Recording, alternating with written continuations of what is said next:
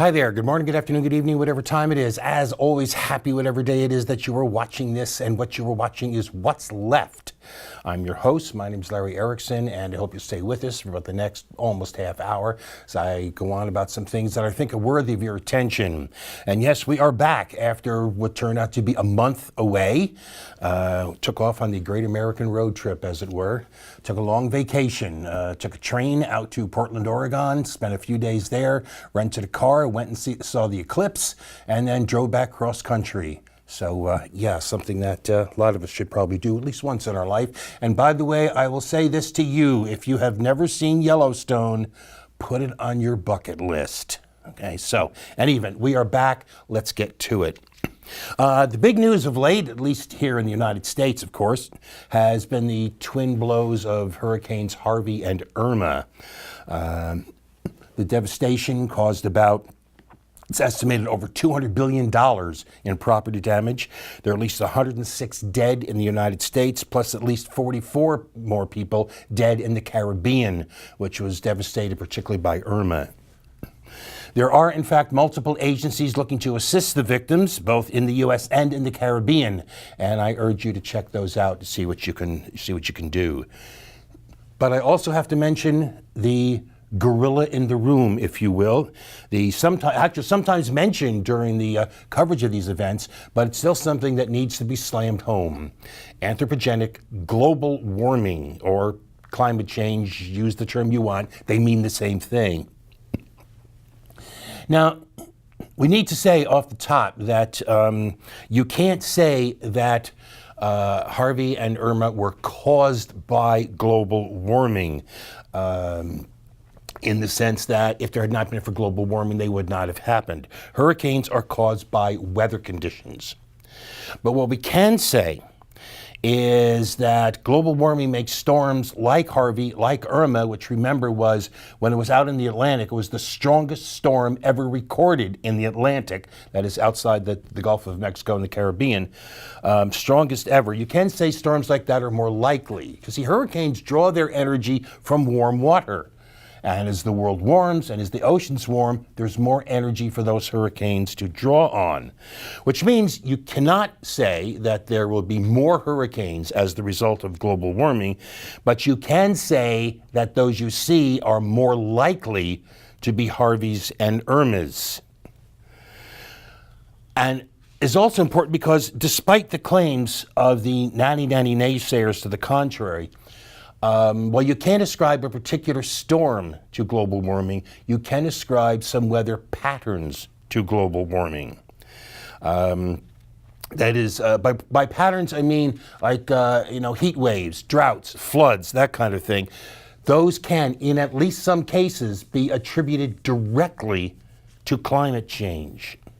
That's one of the significant findings in a climate change report by the staff of 13 federal agencies, which found that the average temperature in the United States has risen rapidly and dramatically since the 1980s, that recent decades have been the warmest in 1,500 years, and that Americans are now today feeling the effects of climate change. The authors note that thousands of studies done by tens of thousands of scientists have documented climate change on land and in the air, and have confirmed these by many different lines of evidence. Lines of evidence that demonstrate that human activities are the primary cause. And the thing is, people know this. People around the world, we've come to expect that people around the world have come to realize this, but it's also happening in the United States. According to the latest survey by Morning Consult Politico, 2/3 of registered voters in the U.S. are concerned about climate change, with 41% very concerned and another 26% at least somewhat concerned. And in fact, this is one study that really got me. This is a few months ago, but it was reported in the New York Times that 69% of Americans support limiting global warming, creating carbon dioxide emissions from existing coal-fired power plants. More than that, and this is the point, a majority of adults in every single congressional district in the country, even in coal country, a majority in every single congressional district in the country agreed with the idea of limiting those emissions. But still, the nanny naysayers and their corporate backers drive Congress and the White House. That report from those 13 agencies was for the next National Climate Assessment, which is due in 2018. That draft was supposed to be submitted on August 18th. On August 20th, the rump disbanded the Federal Advisory Panel overseeing the report. Now, supposedly this will not affect the current assessment, that is the one that's due next year, but it does mean that absent future action, it will be the last one, as the determination of the nanny naysayers in and out of government to ignore reality grows ever more determined and ever more strident. And our time is running out. So with that in mind, it seems appropriate that this brings us to our next item, which is the Clown Award, given as always for meritorious stupidity. And it's appropriate because one of our nominees this week is the right-wing talk radio host Mark Levin, who recently came out with what may be the single stupidest global warming denial argument ever. On his August 30th show, he listed several scientists: Aristotle, Archimedes, Galileo, Tesla, Faraday, Newton, Pasteur, Einstein, and Edison, mispronouncing Archimedes as Archimedes along the way, and then asking, what do all these men have in common? His answer was that none of them ever wrote about human-caused climate change, which he said proves, therefore, that climate change is not about science, it's about importing a foreign ideology. Next up, we have Kimberly Page Barnett, a candidate for mayor in Charlotte, North Carolina, who had a big Vote for Me post on her Facebook page, which listed among her qualifications Republican, smart, traditional, and white. She was running at the time far behind the other candidates. Happily, she still is. Next up, we have Rand Paul auditioning for the next remake of Stephen King's It, proposing that we pay for relief for victims of Harvey and Irma by making equivalent cuts in foreign aid.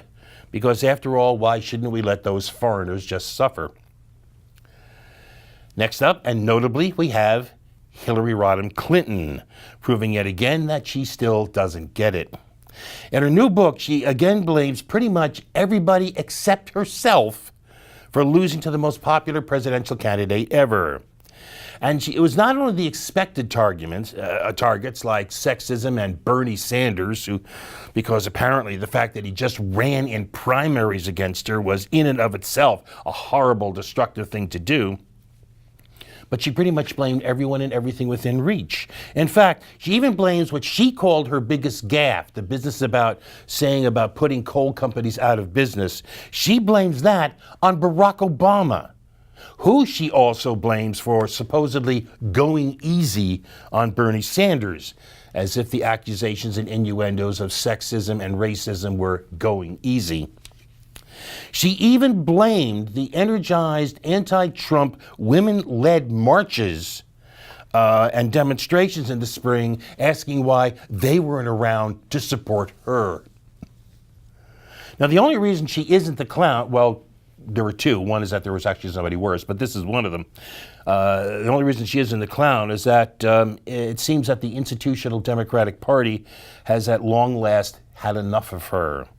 Even people like Chuck Schumer, Elizabeth Warren, and Joe Biden criticizing her, and there appears to be a general feeling that she should just go away. Here's hoping she'll take the hint. But yes, there was somebody worse. So this week, the winners of the Big Red Nose are Nigel and Sally Rowe. Though I only have a picture of Nigel here, but they are the Bible-thumping Christian parents of a 6-year-old boy attending an unnamed Church of England school near Portsmouth, England, who are threatening to sue the school because it allowed a boy in their son's class to wear a dress. They will argue that the school has acted without due regard to pupils and has not respected their right to bring up their children according to their biblical beliefs. In other words, they're saying that the school was obligated to ensure that every other parent of a child in that school had to make sure that their children acted in that school in accordance with the Rowe's biblical beliefs, and those parents' freedom of religion be damned. And frankly, it's hard to imagine anything more transparently clownish than that. And just to top it off, by the way, they said it was simply not the case that they were demonstrating prejudice against transgender people, even as Nigel Rowe went on BBC to insist that boys are boys and girls are girls, and the way we are is within our DNA. And all this transgender nonsense is a political agenda. Yep, Nigel and Sally Rowe. Yep, clowns. Time for a break.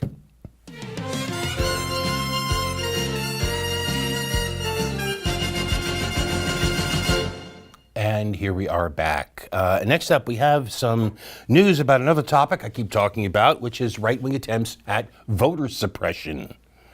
First bit of news on here is that Kansas Secretary of State Chris, go back where you came from, who was not only the author of the nation's most notorious anti-immigrant law, but also is a longtime champion of voter suppression. He has latched onto a report by New Hampshire goppers to claim that thousands of illegal voters voted in New Hampshire in the 2016 fall elections. The claim was based on the fact that a New Hampshire Secretary of State report said that 6,540 people in New Hampshire took advantage of same-day registration. They used an out-of-state driver's license as proof of identity. But only 1,014 of those people, it turns out, had obtained a New Hampshire driver's license by August 30th, which was enough for Kobach to claim that as many as 5,500 people voted illegally. It took Dave Weigel of the Washington Post just 1 hour to debunk the claim by showing that these illegal voters were in fact college students voting where they go to school and using as ID a driver's license from the state where they came from, which is entirely legal in New Hampshire. However, that simple fact didn't keep this bogus claim of voter fraud from echoing through the right-wing media chamber, from the Washington Times to Fox to Breitbart to the Drudge Report to the National Review and more. Kobach, it needs to be said, is vice chair of the Rump's also thoroughly bogus Commission on Election Integrity, as is J. Christian Adams, who also backed this same bogus claim, as is Vice President and Committee Chair Mike Not Worth a Farthing, who also backed it. And in fact, the commission appears ready to double down on this concocted lie. Meanwhile, it was revealed on September 12th that back in February, a member of the right-wing Heritage Foundation lobbied Attorney General Jeff Sessions to exclude Democrats, mainstream Republicans, and academics from being members of the commission. When Hans von Spakovsky of the Heritage Foundation was asked point blank if he was the author, he flatly said no. 2 hours later, the Heritage Foundation admitted that yes, he was. So Spakovsky is a liar who thinks that only right-wingers should be on this commission, and he is also, you guessed it, a member of that commission. This commission is worse than bogus. It is worse than a farce. It is a danger to democracy. And if that wasn't enough bad news on this front, on September 12th, the Supreme Court ruled by the unsurprising margin of 5-4, with the division exactly the way you'd expect, to block lower court rulings that had ordered Texas to redraw some congressional and legislative districts that were found to be racially discriminatory. This is while the court considers the appeal. The result is that Texas almost certainly will next year hold elections in districts that have been determined to be racist. All right, trying to go the other way, we do have actually a couple of bits of good news to tell you about, at least potential good news. First, and what happened, it has to be regarded as something of a surprise. The Senate Appropriations Committee moved to reinstate funding for the United Nations Population Fund and to overturn the global gag rule, a long-standing provision that bars U.S. support for international health organizations that perform or even discuss abortion services or even just advocate for the liberalization of abortion laws, and bars them from doing this even if they use their own non-U.S. money to do so. Now, it's possible that one reason for this development is that the rump expanded this so-called Mexico City rule to include not only abortion, but also to cover family planning, nutrition, child health, HIV/AIDS, prevention and treatment of tuberculosis, malaria, infectious diseases, neglected tropical diseases, and even water sanitation and hygiene programs. So instead of $575 million in family planning funds, it would cover $8.8 billion in global health aid. So the difference is substantial and apparently turned out to be a bridge too far for a couple of goppers on the committee. The vote was narrow. It was 16-15, and it still has to get through the whole Senate. But for the moment, savor an unexpected victory, especially as this comes at a time when Texas is applying for a Medicaid waiver that would allow it to deny Medicaid reimbursement to Planned Parenthood, another gopper attempt to financially cripple the organization and block women's access to birth control as the Handmaid's Tale creeps ever closer to reality. The other good news we have here is that Bernie Sanders and 15 other senators have, I'm very tempted to say, finally, rolled out a Medicare for All bill. The reason this is good news, despite the bill's at best faint chances of passing, is that it shows that the idea of single-payer health insurance has become mainstream. It's always had significant support from the public for some time. Most polls put the percentage of support for this somewhere from the upper 50s to the mid-60s. But getting it addressed seriously in the mass media has been problematic, and the institutional Democratic Party has been downright dismissive. Remember when Hillary Clinton said it was, quote, never, unquote, going to happen. But now it's become a serious enough issue that we are seeing party stalwarts, Democratic Party stalwarts, snipe that the proposal isn't serious because it doesn't present a finely detailed plan of how to structure the program or how exactly to institute it, or they're nitpicking at the very idea of single payer, or most significantly, we're seeing them, especially a number of office holders, issuing blah blah statements about how they really do support single payer in concept, but just this is the wrong time, without ever indicating what the right time would be, except for a someday after we've elected more Democrats. All of which means that they are feeling the heat on this issue. Now, personally, my personal opinion is that I don't think Medicare for All goes far enough. Not only because there's a lot that Medicare doesn't cover, even though Sanders' bill is a lot more extensive than Medicare, but also because for all its merits, single payer is still health insurance. It's not health care, it's health insurance. And I want to get away from that. What I want is a national health service based on neighborhood health centers and building up to community and regional hospitals, to a few national hospitals to deal with the most complicated and rare treatments.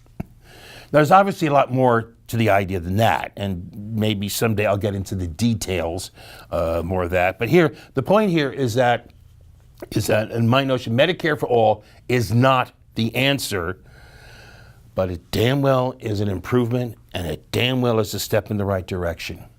So even though we know it won't pass, the very fact that there is such noise about it is good news. Oh, actually, I do have one other bit of good news. And it's actually, I call it satisfying news. It's called satisfying news. Smirking prig Martin Shkreli, who became famous for buying the rights to a life-saving medication and then jacking up the price 5,000%, had been free on bail while awaiting sentencing on a charge of securities fraud. On Twitter, he offered $5,000 for a sample of Hillary Clinton's hair, supposedly to match sequences related to a claim he made on Twitter that the Clinton Foundation is willing to kill to protect its secrets. U.S. District Judge Kaio Matsumoto was unamused by this supposed satire and revoked his bond. He's in prison now. And yes, that is satisfying news. All right, next up is our other regular feature. This is the Outrage of the Week. And I actually had two possibilities for this, one of which is overall more significant, potentially more significant, more important overall. But the other was something that was just struck me as so cheap and so low that I found it hard to choose. So I'm going to lay them both out and let you decide. All right, the cheap low one is from last month. In November 2016, the Centers for Medicare and Medicaid Services adopted a rule that prohibited nursing homes that accept Medicare or Medicaid funds from including forced arbitration language in their resident contracts. Now, forced arbitration, I've talked about this before, means, it would mean in this particular case that in order to get admitted to the home, prospective residents and their families would have to sign away their rights to take the corporation to court and agree that any dispute, even up to allegations of abuse, neglect, or sexual assault, would be settled by some supposedly neutral arbiter chosen by the corporation whose income depends on being chosen by corporations to arbitrate such disputes, which probably is a lot of the reason why corporations win about 93% of these cases. All right, that November 2016 rule barred that practice. It barred these nursing homes from enforcing these forced arbitration provisions in contracts. Okay. Now the Centers for Medicare and Medicaid Services want to undo that rule and again leave the elderly and their caretakers at a time when they are under tremendous emotional stress, to leave them to the tender mercies of the nursing home industry, which of course has been lobbying and suing over the ban ever since it went into effect. There's just no other word. That's just low. It is just so unfeelingly despicable, so morally outrageous, just so low that I don't know what else to say about it. So let's move on to the other case. An amicus brief. You have to know this at the start. You probably do, but just in case you don't. An amicus brief, amicus curiae, more precisely, literally friend of the court, is a legal brief filed by someone who wants to address some aspect of a case before that court, but isn't an actual party to the case. Usually these briefs are filed as, they're intended to be support for one side or the other in the case. All right. The ACLU reports that the Rump administration has, in one case, filed an amicus brief with the Supreme Court arguing, listen to this now, arguing that businesses have a constitutional right to discriminate against LGBTQ people. That a business could put out a sign saying, "We don't sell to gays," even if a state or even if Congress has laws saying that that is illegal.